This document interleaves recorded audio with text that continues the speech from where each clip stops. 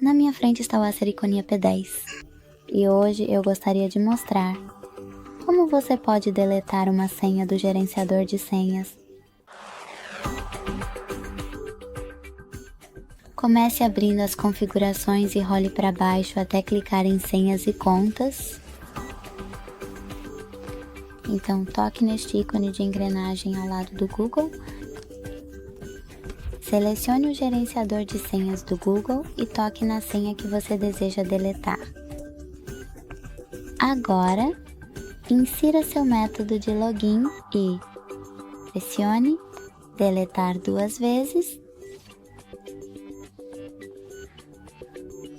Muito obrigado por assistir. Se você gostou deste vídeo, não se esqueça de deixar um like, comentar e se inscrever.